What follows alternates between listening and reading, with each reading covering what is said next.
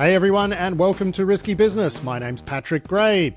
We'll be getting into a discussion of the week's cybersecurity news in just a moment with Adam Boileau, and then we'll be hearing from this week's sponsor. And this week's show is brought to you by the team at SpectreOps, and they make and maintain Bloodhound, which is a very popular open source package for doing attack path analysis.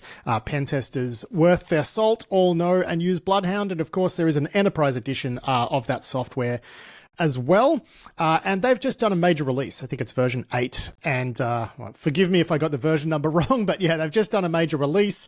And they have broadened out the attack graph capabilities of Bloodhound such that you can basically Swiss Army this thing to get it to analyze whatever type of attack paths you want. Justin Kohler will be joining us a little bit later on in this week's sponsor interview to talk through what all of that means. But it is a major release and it is very cool stuff. So I do recommend you hang around to watch or listen to that discussion. But yeah, let's get into the news now, Adam, and kicking things off this week. And yeah, I think it was like shortly after we put the show down last week, CISA, put out a warning on the latest Exchange vulnerability saying, oh my God, you have to patch it immediately. And like, it looks like Exchange admins are having a worse time than normal, which you wouldn't have thought was actually possible. But there's this bug that allows you to go from like on-prem Exchange, like escalate up into Exchange Online or whatnot. Like, what can you tell us about this one? So there was a talk at Black Hat by Dirk-Jan Mollema, who we've had on the show before, and he's kind of understands a whole bunch around how weird Microsoft Auth things worked, and he was looking into how, amongst other things, how Exchange on-prem integrates with Exchange Online. And Microsoft has a number of features that rely on that integration. They describe it very euphemistically as the, enhanced coexistence features of their environment. Yeah, totally normal language that you use when everything's fine. Yes. But basically, this is the thing that says, like, if you've got both exchanges, on-prem and cloud, which many organizations that are migrating or have different business units, like, it's not unusual for that to exist. Anyway, if you want to have things like integrated FreeBSD or integrated like profile picture sharing, or really important features like that, then there is some kind of like mechanism for the on-prem exchange to integrate with cloud exchange, and they can share and talk about stuff. And it feels like the mechanism by which this happens is probably like dates from fairly early in Microsoft's cloud transition. And so it's not super well thought through. And the net result is that, yes, if you are an admin of an on-prem exchange that has this, enhanced interaction stuff turned on, then you can, then the account that is used to facilitate that in the cloud has way more privilege than it should do. So like read, write, user directory or whatever. So you can steal the credentials or steal the access from on-prem and then leverage that to move up into the cloud. And Dirk-Jan's talk has a whole bunch of like really excruciating details about exactly how and why things be like they be. And the answer is it's just really complicated because Microsoft's stuff is really complicated and they don't necessarily all understand how it works. But yes, CISA seems to think that if you're a FedGov agency, then yeah, probably you should apply the patches.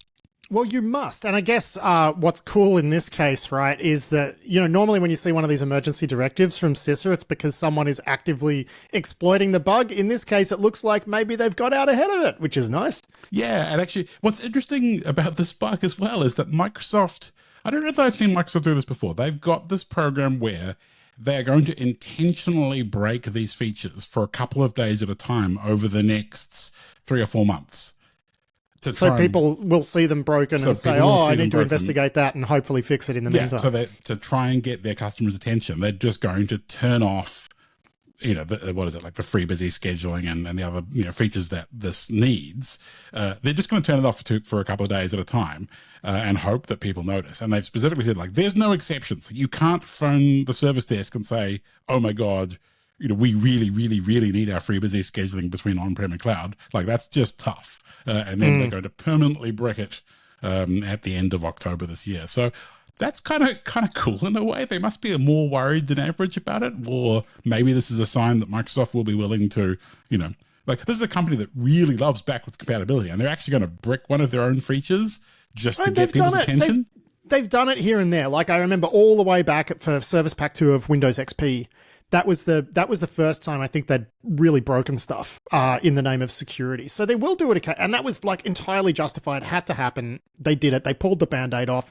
So it is nice to see them do it again. I mean, one thing I'd note here is like you and I, we don't sit here saying, oh, there's a class of vulnerable devices. People just should not use them. Like we don't usually do like absolute advice. Yeah. But I do remember several years ago, you and I both saying like Exchange on-prem has had its day, it's got to go, and it's like, it's something that we try to avoid doing because, often it's not realistic to tell companies to stop using stuff that, does have some inherent problems. But in the case of Exchange on-prem, like it's had its day years ago. Yeah. I mean, and that's sort of, that's how I feel about, say, Fortinet, for example. But yeah, you can't just turn around and say, you just can't use them anymore, stop it. And if we could stop people using Exchange, we probably would. So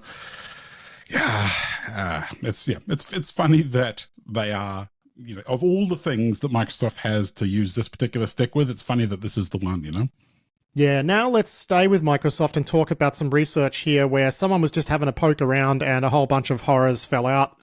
Walk us through this blog post, because you put this one into this week's run sheet. Excuse me. It's called Consent and Compromise, Abusing Entra-authed for Fun and Access to Internal Microsoft Applications. Again, this was sort of like someone stumbling onto something that was horrifying. Yeah, this guy, Vaisha Bernard, wrote up this journey where he was using Microsoft's, so if you've ever seen like the aka.ms link shortener that Microsoft uses for a bunch of their stuff, and he wondered like, what happens if you just go to aka.ms and there's a login prompt and, he tries to log in with his Azure creds, because why not? And it says, no, you don't have perms to use this app. That's totally fine. But that leads him to thinking that, I wonder how many things in Microsoft you can log into with a consumer account or another tenant's account because of the way, Entra app IDs work. So he exhaustively domain discovered all of the Microsoft domains, went through and found all the ones that have a login prompt that will take a, Azure, Entra ID auth, tries to auth to all of them.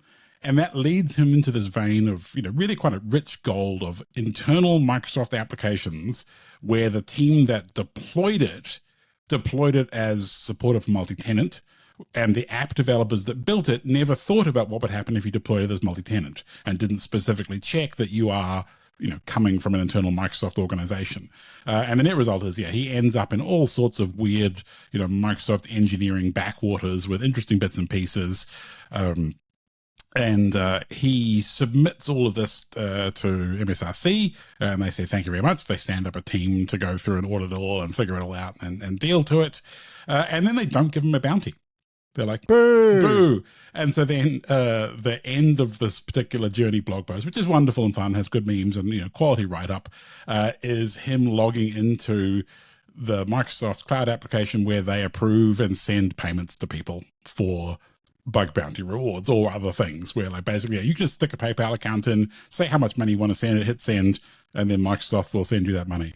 And so he leaves the blog post on that question of whether or not he sent himself some money. One assumes that he didn't, but either way, this is the standard, right, for crypto stuff. I mean, he could have sent himself $10 million and then offered to return 9 million of it. I know, that's what he should have done. Yeah. It would have been absolutely fine. Payment.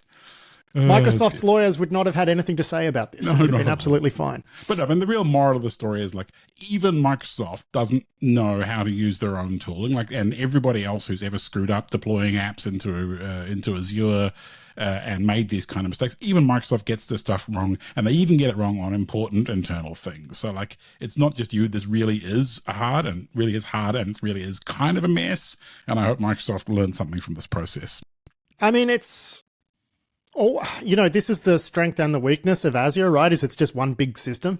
It's one big directory and everybody's in the same directory, and it's just this big multi-tenant thing which isn't sort of separated along customer lines. It's one thing. Yeah, I mean, it's one mainframe. We've gone from distributed computing back to there's the Microsoft computer and the Google computer, and it's all just, multi-user, one big multi-user computer that we all share. Yay. Yeah, fantastic.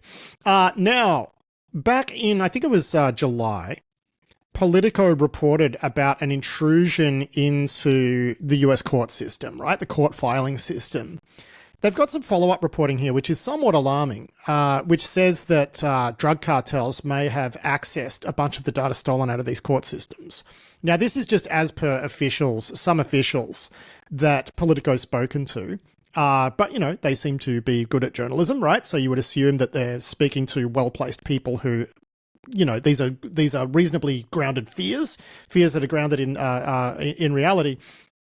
Although the interesting details here is like, well, it's not really clear how the cartels may have got access to this information, whether or not they hacked it themselves or they're just buying it from other hackers, or whether there's corrupt officials in other places that hacked it. And one of the reasons they're not sure exactly what went down here is because there were so many different threat actors in these systems at once that it's a little bit hard to figure out exactly what happened. But, you know, I know our colleague Tom Uran, he's taking a look at this this week for the Seriously Risky Business newsletter and podcast. Subscribe to those too if you haven't, people.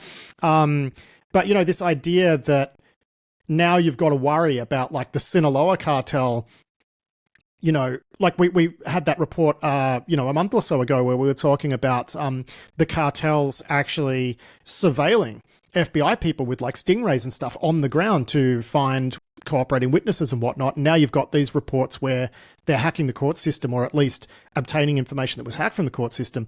Really changes the way you need to think about the criminals you're investigating when they have this sort of capability.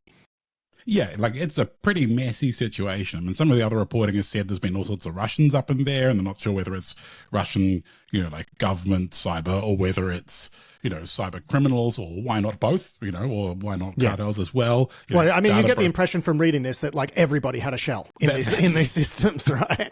That seems to be the case. And, you know, there's some pretty extraordinary tales of like judges being told to not use it for certain cases, or having to handle things on paper only because they can't trust their computer systems. I think there was some report to a House Judiciary Committee that one of the systems, CISA, is basically just not sustainable, like unsustainable due to cyber risks, and needs to be replaced. Like, it sounds pretty bad from the kind of technical problems they've got, but also just, you know, in general, the court system is a thing that you kind of rely on to be able to enforce, you know, sealed filings or whatever else. I mean, they handle NatSec stuff apparently independently, like on paper, not using the system, but there is a whole swathe of cases and you know, Mexican drug cartels, etc., other sorts of things where, you know, there is very real risk to witnesses and to other people involved in court processes if you start, you know, having these, you know, documents and data available to anyone who's buying or anyone who's hacking. Yeah, and it's not like, look, I mean, it's not like this sort of risk is just contained to the courts and the FBI. I mean, we've seen some spectacular failures in the intelligence community on the cyber front that have resulted in people being killed. Thinking in particular around the that covert comm system used by the FBI, which by the sounds of things was something like, you know, just drop a WordPress comment here and it's fine, you know, ding. So, but you would think that, like, I think the FBI and the DOJ need to up their game, right? And that's going to be expensive. That is going to be expensive. Yeah, I know when you were talking, I think it was when you were talking to Tom in a previous episode about of SRB about the drug cartels, like that the FBI really does have to be able to operate like it's a real intelligence service, not just law enforcement. And this is much the same, like court systems need to be, you know, robust against their worst adversary. And, you know, now that you've connected everything to the world, that range of adversaries is really quite big. And all that complex document handling, all of the identity bits and all of the, like, these are complicated systems. It's understandable that they end up being kind of a mess, especially when they've evolved over a long period of time and across a range of technology solutions and stuff. Like, you can see why it's like this, but it's just not, you know, it's not good enough, and it's going to be expensive to fix. Yeah, and I think Tom's take, and, you know, more on this again tomorrow, head over to risky.biz to subscribe to the newsletter if you want to read about this. But, you know, Tom, just his early thoughts seem to be, well, the Trump administration seems to be perhaps over-indexing on offensive disruption for cyber stuff. And we want to see offensive action, but how would that work to address this risk, right? Like, you're not talking about disrupting a ransomware crew or something, or, you know, going after an APT crew. Like, this is just different. So we're sort of back to square one in some ways, where it's going to come back to do a better job of defense.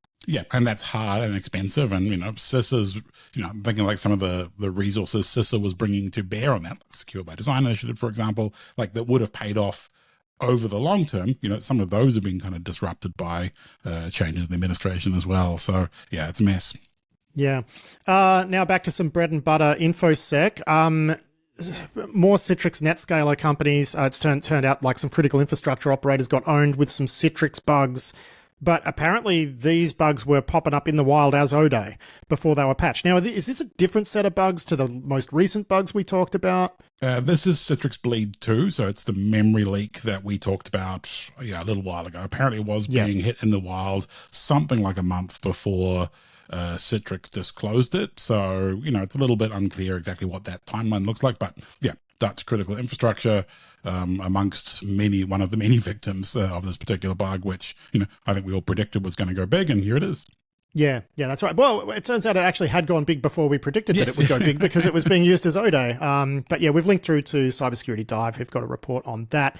Now, this connects quite nicely to our theme last week where we spoke about AI on offense. There was the DARPA, AI Cyber Challenge or whatever that happened in Vegas last week. The results are in. There were 3 teams that did well. Trailer Bits, disclosure, they're a minor sponsor of this podcast. Trailer Bits came second, which is pretty cool. So congratulations to them. A group called Team Atlanta came first, and Theory claimed the 3rd spot. But what was interesting here is the way the challenge worked is DARPA grabbed a bunch of open source packages, inserted like 70-something synthetic vulnerabilities into them, and then these AI agents were supposed to go and like try to find them and auto patch them. And they did pretty well. They found like something like 50 of the bugs. They had patches for like 40 something of them.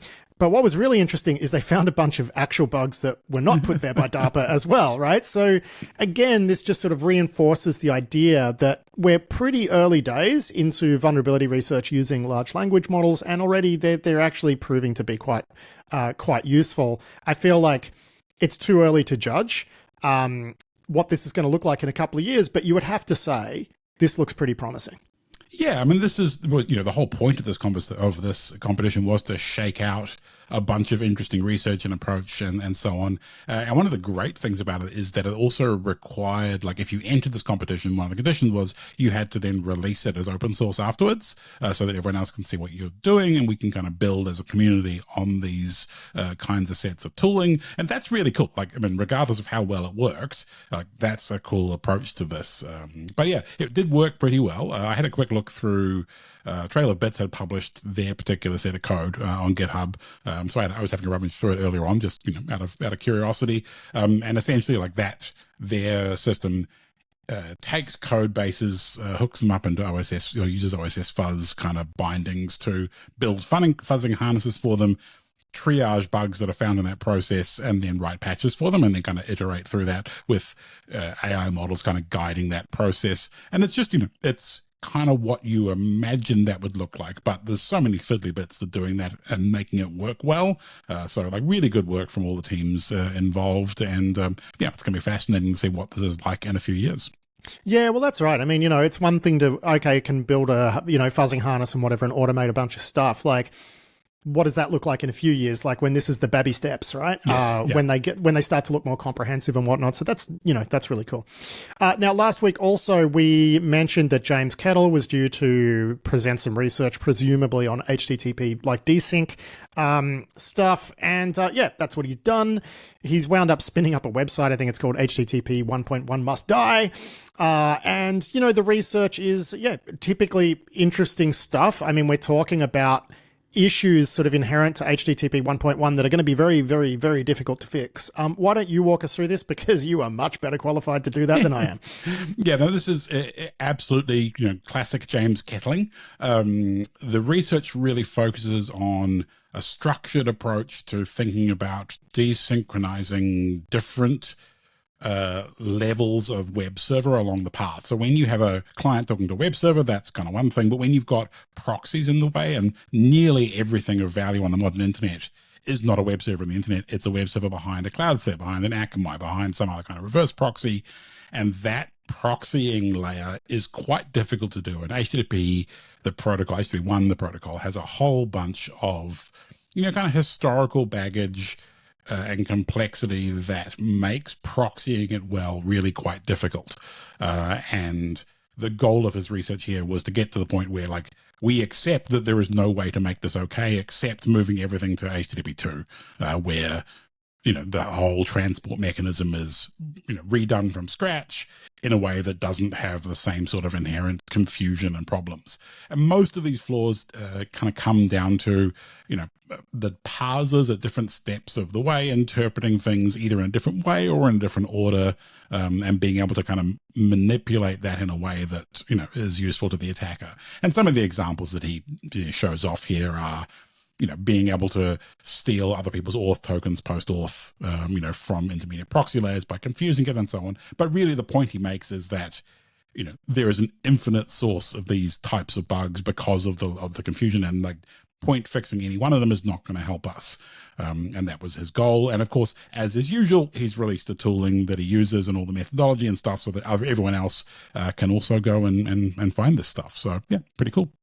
Yeah, it was funny too, because last week we were talking about how you would have like an AI agent eventually with Burp and whatever, and then you had people yelling at you through the week because apparently Burp already does have an AI agent. Yeah, there's a Burp plugin that implements an MCP endpoint so that you can control it from your, which is like, that's one part of that kind of puzzle. But yeah, I mean, it does already exist. So yeah. Yeah. I mean, I think, it's just worth following up, given, James Kettle is behind Burp. So that's one that's definitely worth reading about post Vegas. You would have to agree. All right, so moving on, and the United States has taken down some ransomware gang, apparently that took $370 million in ransoms, which is quite a lot of Bitcoin. John Grieg has a write up over at The Record. Yeah, this is the Black Suit ransomware crew that used to be the Royal Ransomware Group, and they did a bunch of I think US cities they ransomed, but they got shut down a few weeks ago now. But it wasn't really, like, no one had been really talking about it. Like, they had, like, their dark web, leak sites and stuff had been seized and put banners, banners been put on them, but no one was talking about it. And then the Germans, I think maybe last week, the Germans said, yes, we were involved. But now we've finally seen US law enforcement, actually, Justice Department, come out and talk about it a little bit. So yeah, they shut down some things and seized some crypto and, all the things that you would expect from a cybercrime group being shut down. Yeah. It is whack-a-mole though at this point, right? But you do wonder how bad it would be without the takedowns. I don't know. We're back to that same old discussion about, is there an impact here from these takedowns? Is it measurable? It all comes down to hypotheticals. Got it. Let's not get bogged down in that one again. But sheesh, it is nice to see another takedown. Let's just say that. Meanwhile, Darina Antonyuk over at The Record has a report that a North Korean cyber espionage group called Scarcraft apparently is dropping some ransomware recently, which is unusual for them, apparently.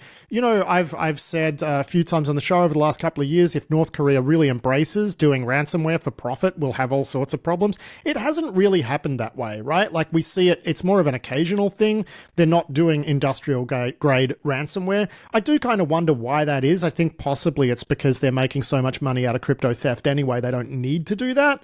But maybe it's because they're worried it's too disruptive and it will invite other types of responses. I don't know. But either way, we do have an example here of a North Korean group dropping some ransomware. Yeah, which I think, I think you're right that it is kind of interesting that they don't. And, part of me wonders, I wonder if this is more like the Chinese ecosystem where these groups do have a little bit of free reign about how they make money on the side. And, especially if some of these groups are not operating directly inside North Korea, then maybe they're influenced by other Chinese groups, that are making money this way. Or, I think, it could be something as simple as maybe they didn't meet their targets, and if you don't meet your targets, you start to get desperate. Maybe they didn't steal enough, from cryptocurrency firms, so you got to make up the shortfall somehow, and maybe that's good enough. So yeah, we don't. It's always hard to know what's going on, inside the Hermit Kingdom and exactly why.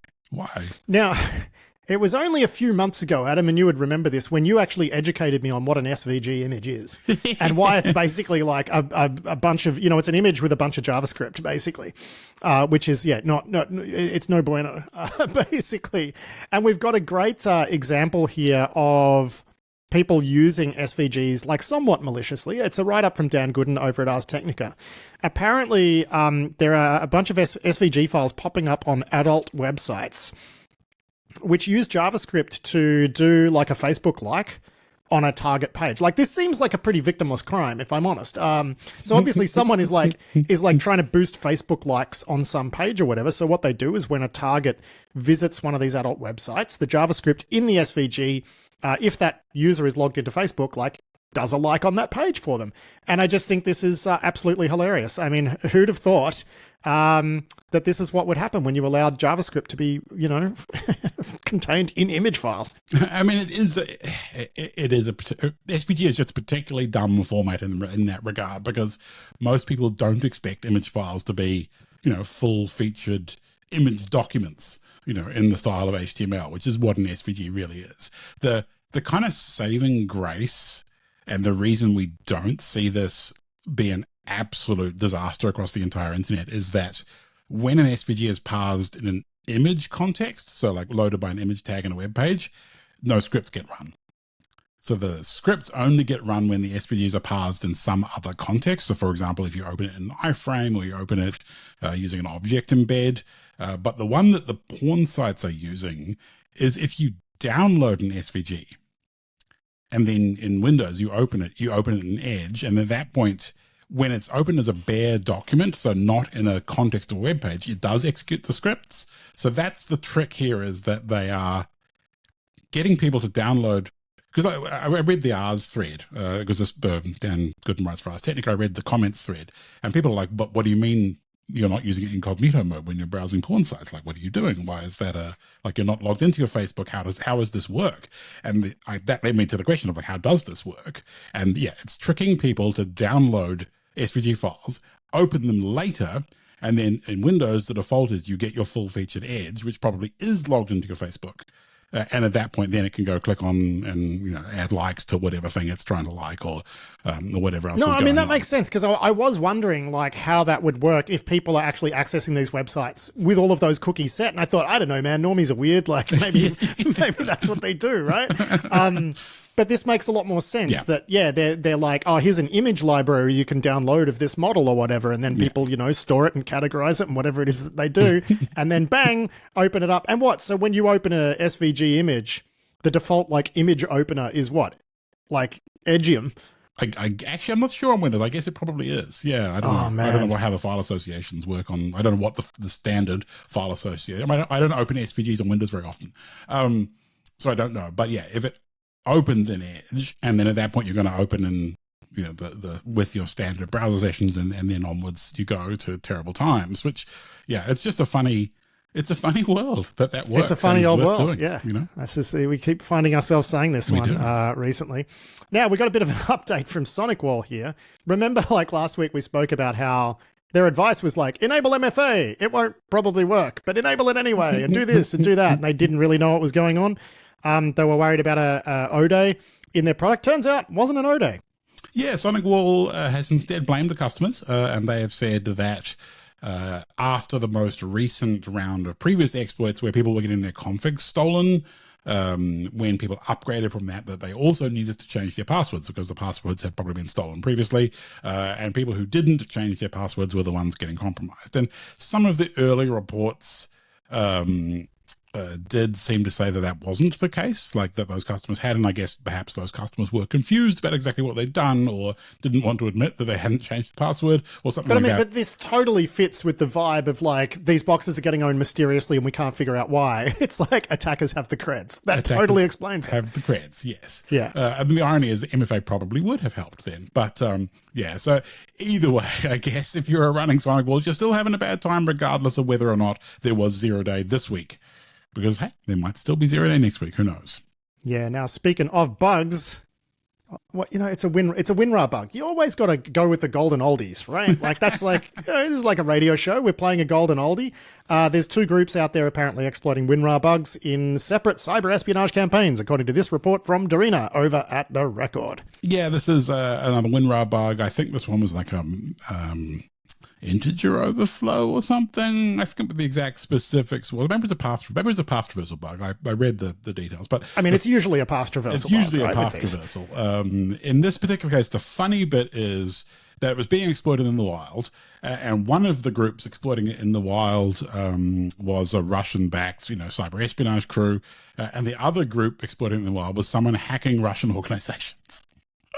And so, we don't know who got it first or who was doing it. Apparently there was rumors of a bug like this being for sale on some Russian underground forums, which either, for or against Russians can buy from Russian underground forums. So we don't really know. But yeah, kind of ironic when we've got, write-ups from ESET saying, hey, Russians have been using this, and then write-ups from some Russian security firm saying somebody's hacking us with this. So everybody gets a WinRAR bug.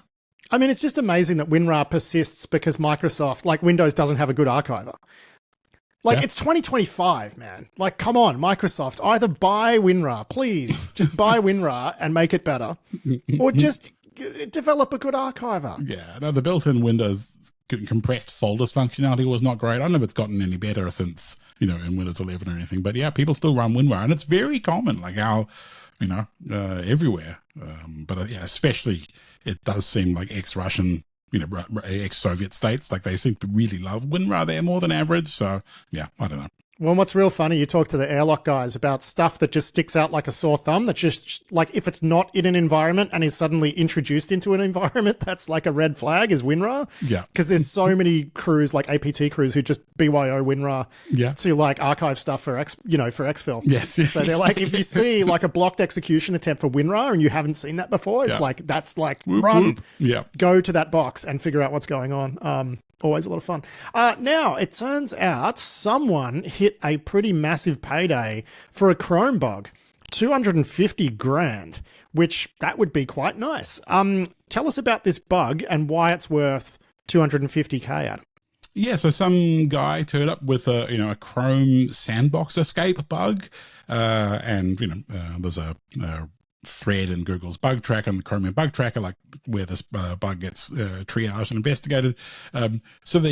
It's technically quite interesting. So it's like a logic bug, right? Like not so much like a classic, Yeah, it's not mem corruption. Like it's kind of a classic kind of. It's a complicated design and there's lots of moving parts. But yeah, it's sort of what they call it, like a confused deputy, I suppose. But anyway, so Chrome is made up of a whole bunch of processes, and this was an architectural choice that Google made pretty early in the development lifecycle to separate out, using the existing operating system controls, different tabs, different processes, different components, to try and limit the blast radius of any particular bug, which is a great idea and has really, stood Chrome in good stead. So that when you've got different tabs in different security contexts, they're running in different operating system level processes. So even if you get code exec in one, you don't get much else. There is communication between these processes to handle things like, I would like to draw some stuff on the screen, and I'd like to interact with the file system or the network or whatever. And there is a gatekeeping sandbox process that's responsible for mediating all this access. And this was a flaw where you could basically convince the sandbox component that you too were the sandbox, and that you were authorized and essentially be able to kind of impersonate it. And that's a pretty cool, you can leverage this into full sandbox escape, which is, in the context of Chrome security model, pretty catastrophic. But it's just a really fiddly, nuanced, interesting bug and a great write-up. And the guy showed up with, proof of concept code and stuff. So exactly what, Google wants when they get this type of bug report. And yeah, they decided to show their appreciation in the manner of $250,000. So cha-ching. Yeah, and I think one thing that's interesting is, as you said, it's exactly the sort of thing that Google wants. And they cited that as a reason for the payment being so high when they passed on that payment. It says, like, this is exactly the sort of stuff that we want to see. We want to reward this. We want to encourage this. So that's nice and a great payday. I'm sure that that researcher was very happy. Now, James Reddick over at The Record has reported that one of the three founders of Tornado Cash, Roman Storm, what a name. He's like, there's like two of the founders, their first names are Roman, the Romans, which is kind of interesting. He has been found guilty on some charges and not guilty on money laundering. So I think there was like found guilty of operating like a unlicensed money remittance business or something, but not guilty on the much more serious charges. So it's just funny that this is still going through the courts. I think one of the other founders is on the lam, outside of the US, and yet one more founder, he was convicted and imprisoned and then is out on awaiting appeal or something like that. So this thing is just still dragging on years and years later. Yeah, because it was 2019 to enable cash, right? So it's going back away in the context of the crypto world. That's practically ancient. But yeah, it's kind of interesting because money laundering is such a important feature of of cryptocurrency for crime. I mean, there's other things you can do with cryptocurrency, but like being able to use it for crime and obscure the origin of your funds. I mean, that's without that, as we have seen, like with the extent to which blockchain tracking services have made, using stolen cryptocurrency difficult, right? Without that anonymity, it's very hard to actually spend the, hundreds of millions of billions of dollars that you've stolen. I mean, there was an item last week that we wound up dropping from the run sheet about some massive Bitcoin heist from way back when, which these days, like that amount of Bitcoin would be worth, like tens of billions of dollars or something. And the money's still sitting there on the blockchain untouched because you can't move it around. Yeah, I mean, it must be really weird to have stolen multi-billions of dollars and not be able to then use it for something, because how do you launder, was it 4 billion or 14 billion or 30? It's like you stole a whole truck full of gold bars, you buried them and then someone built an army base on top of them. Yes, exactly, right, exactly. Yeah. Crap. But no, so we've often talked about like the value of targeting the bits of this ecosystem that are good for disruption, right? And money laundering is one that really makes sense to target. So it's kind of weird to then see a high profile money laundering service like this not get, not be prosecuted. Well, not result in a really big prosecution for the thing that you want to punish. So, well, I mean, this piece actually points out too that there's been a real shift in tone around cryptocurrency regulation with the new administration in the United States. I mean, they've even passed like new regulations that allow people to invest in crypto for their like pensions and whatnot. So they're really like pro crypto. So I can't imagine there's going to be a lot of momentum. Yeah. Here, but I mean, things can change, right? Like, let's see what happens in 3.5 years from now. Yeah, well, exactly, right, exactly. So let's hope things go back to normality, or at least some degree of sense.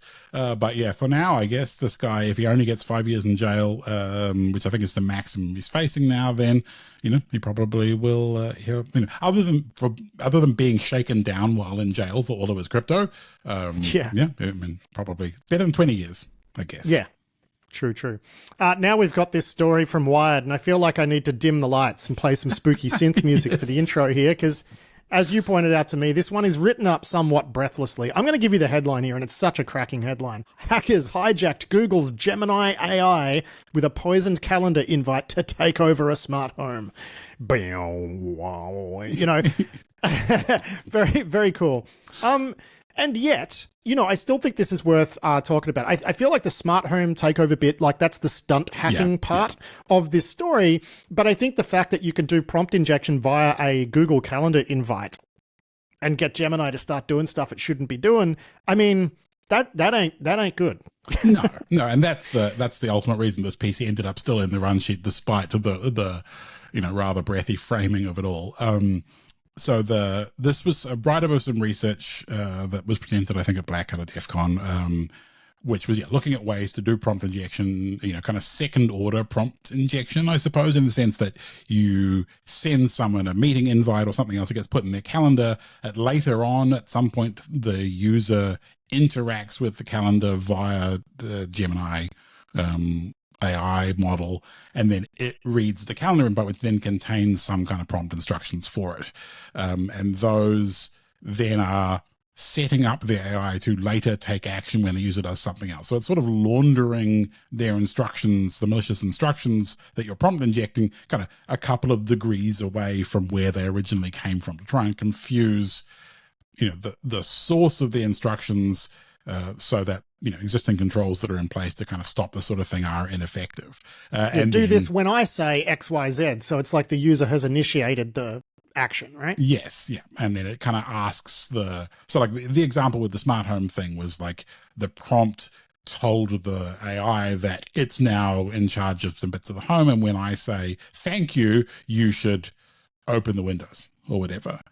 So that later on, when you say thank you to the AI, that instruction has been kind of loaded in and off it goes. And the idea that, we're going to hook up all sorts of systems to let these models do stuff on our behalf, right? So, take this calendar invite and stick it in my calendar, or, whatever other stuff you might ask it to do. And then we're blurring kind of instructions and data and then access to the rest of our personal infrastructure, your smart home stuff, or whatever other stuff you've got, kind of hooked up to your Google accounts.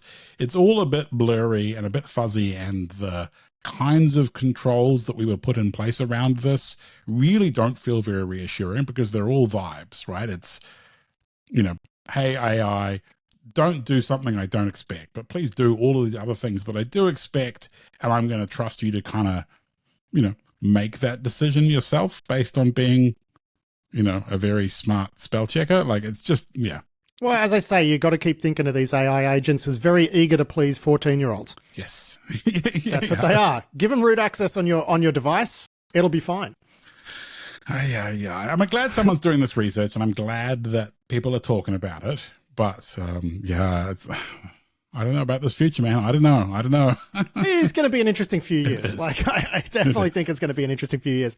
Now, John Tuckner, who is the Secure Annex guy, I mean, I've spoken about what he's up to these days. Like, he's the guy who looks at malicious Chrome extensions and whatnot, and ones that get bought and then turned malicious and whatever.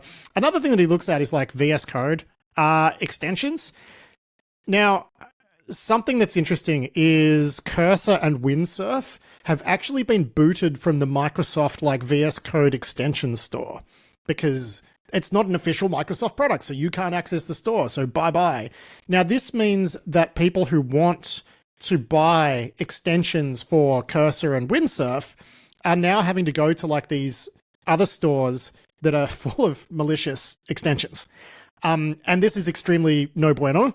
And John's done a write-up of it here. He also sent me an email earlier about this, alerting me to this. And I think he said that some of these extensions have been linked to supply chain attacks that have resulted in $500,000 worth of crypto going, which I know is small beer in the sort of crypto space, but still, this is not good. And no. you sort of wonder, Microsoft, come on, it seems a little bit petty of Microsoft to kick, Cursor and Windsurf out of these stores. Yeah, I mean, I guess the sort of the backstory there is that Visual Studio Code got open sourced, and then of course people used that code base to build other products. But there are restrictions about what you can call it, for trademark reasons or whatever else. Like, you can't call it Visual Studio Code anymore; you have to call it something else, and distancing Microsoft from the downstream forks of it.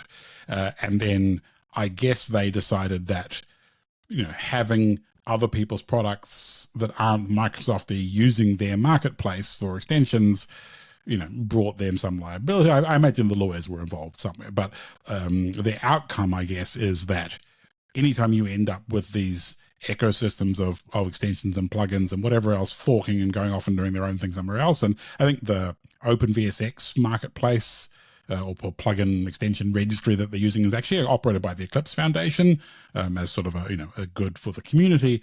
But operating any type of this kind of thing brings with it all of the problems of managing a store, right? The reputation and it stuff, it costs money to keep the bad stuff out. Yes.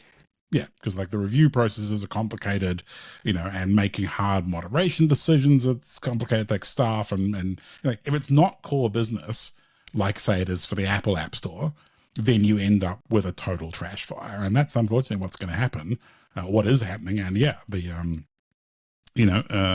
people having their crypto stolen, it's kind of what we expect, unfortunately. Yeah, I just love it that John's managed to carve out a niche business. Bootstrapped niche business that sells intelligence on dodgy extensions, whether they be VS Code or Chrome or whatever. It's just so cool. I dig it.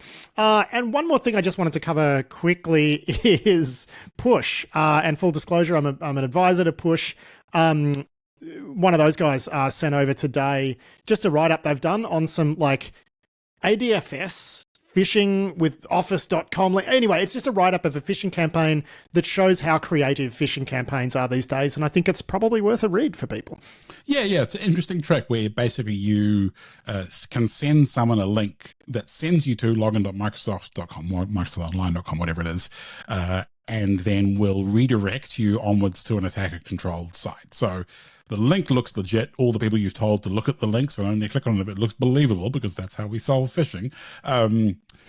Can now be kind of tricked by this. And, he makes, I think Luke Jennings, the write-up, and he makes the point that, like, if there was an ARB redirect in, office.com where you could make it go somewhere, then that would be bad. And this is basically the same thing where you just register an Azure tenancy, set up ADFS, and use that to redirect people. So it's just another trick for redirecting, but it's one that's being used by phishers because, as you say, they are creative and they find all sorts of interesting ways to do it. So, yet another one to look at. And I guess another good reason why just telling users to, think before they click isn't really that helpful when they're faced with tricks like this.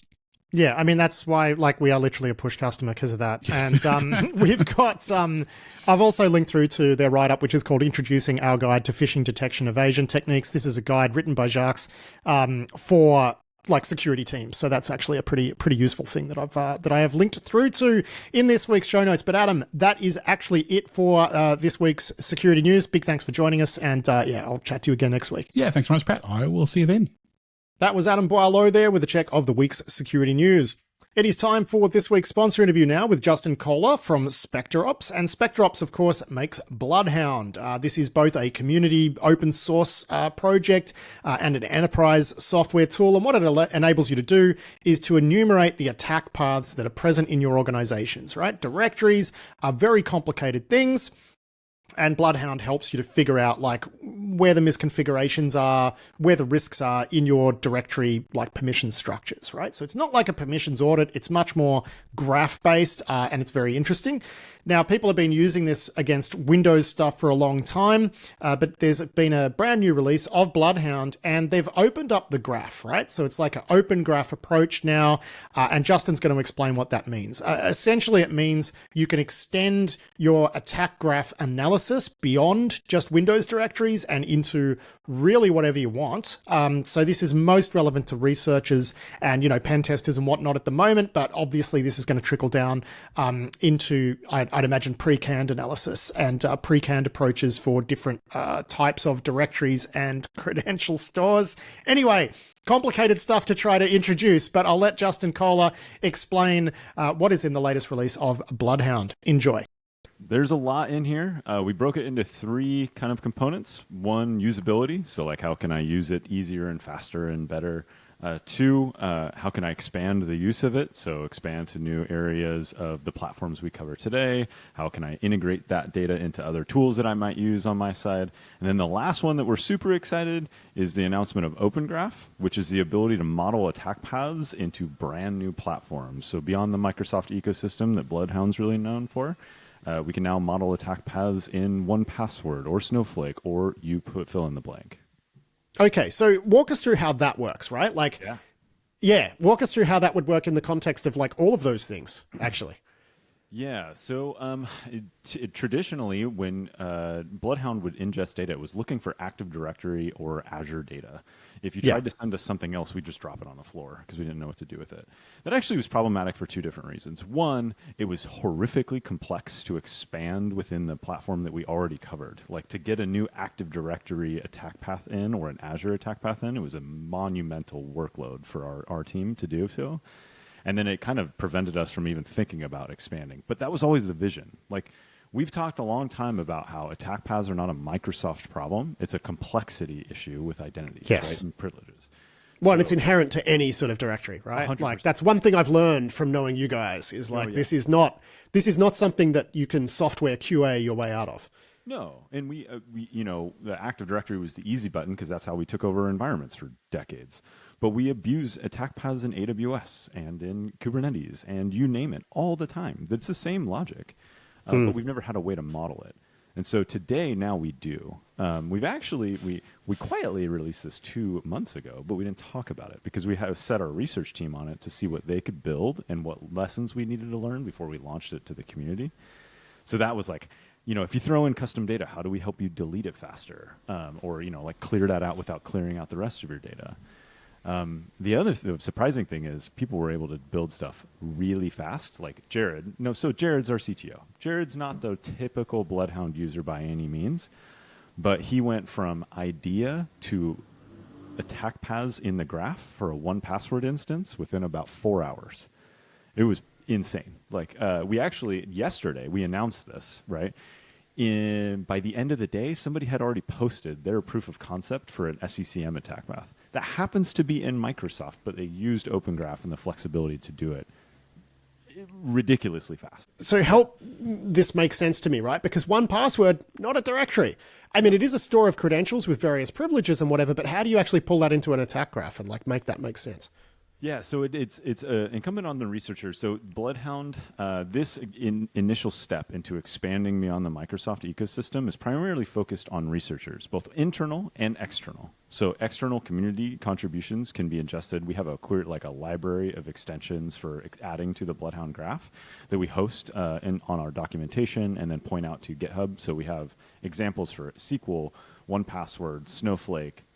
I can't remember what the last one is, but we have examples of how you would do this, and then we're incorporating any community submissions. But these are primarily researchers, so they define the model and of the attack path by saying this edge and like goes this direction between these two nodes, and they supply all that in the JSON package that they post up to the API. This might sound complex, but it's actually really not. If you do any of this work, or if you're a pen tester, you can start to model these attack paths very, very quickly. Okay, right. So what is proving, I mean, this is very, very new, but what's proving popular so far? You mentioned like 1Password, SCCM, but that's still within Microsoft. Like, why don't you just tell us, what does an SCCM attack path even look like? Like what, Yeah, well, the cooler one, I think, is SQL. Okay, then use that one. Let's go with the cool one. I can properly talk about that one. Yeah. So in SQL, the same directory problems, like who has what role, exists within the SQL system itself. So like because that's not an active directory permission, is it? Like that's actually No, it's completely housed within SQL. But ask any SQL DBA, like who has the rights to do what. It's a choose your own adventure of how you would try to answer that. And so we just map all the permissions in our attack graph model of SQL and just posted that to Bloodhound, and it just took care of it for us. And the cool thing is it hooks into any of your existing data. So if you build a model that relates, this user is the same as this user in SQL in your attack graph, then you can go from a user in Active Directory or Azure or whatever else you put in there to SQL. And back and forth. Yeah, so you can wind up, a concerning attack path there might be if someone owns this help desk support user, that can result in a compromise of the production database. That's not great. 100%. And I think the cool thing, like 2 years ago, right? The Datadog team came out with QPound, which was like their implementation of Bloodhound with Kubernetes attack paths. And they did that, they probably wanted to release their research, and I'm not sure if I can talk about it, but they tried to do that in Bloodhound. Let's just say they had to build their own, and they probably didn't want to, because then they had to worry about the UI, they had to worry about like data management and stuff, when they really just wanted to show the attack path research that they were doing in Kubernetes. So they had to build this other separate system. Now that's bad. And then try to glue it to yours and whatnot. And I guess what you're saying is you've made it now easy to do that. Exactly. They couldn't glue it to ours. And the problem is like then you have a standalone system that doesn't understand the rest of your identity footprint. So like, again, like you might harden Kubernetes, but talk to any of our infrastructure engineers. They're not necessarily worried about Kubernetes itself or AWS IAM roles itself. They're worried about the crossing of those things. So how are they misprovisioning IAM roles with Kubernetes and like those crossing of boundaries? You might not be able to elevate within Kubernetes, but you can hop back and forth and elevate privilege as you go. Right? Yeah. I mean, I would imagine this substantially broadens your market, right? I mean, because it has been just very much a Windows-focused product for a very long time.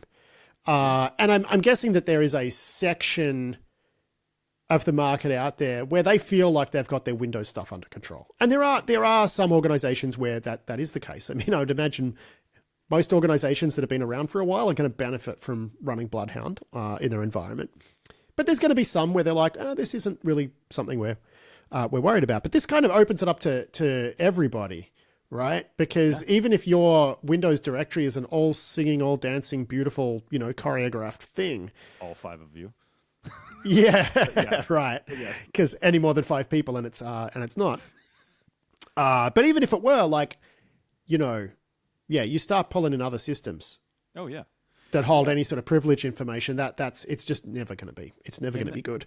And I do want to say, like, that's really where we're going next year. You're going to see the things that Bloodhound covers natively expand greatly next year because of this capability we just unlocked. Again, this is primarily researcher focused, so pen testers and researchers. And obviously, if you have tinkerers within your enterprise that want to bolt on things to Bloodhound, we have a few of those as customers. You can do that right now.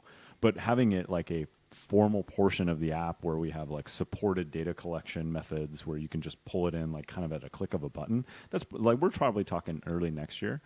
But yeah, like, what if you're an organization that uses Okta, either in combination with Active Directory or not? Now we can start to model that for you. Yeah, right. So even if you're multi-SSO too, which a lot of organizations are. 100%.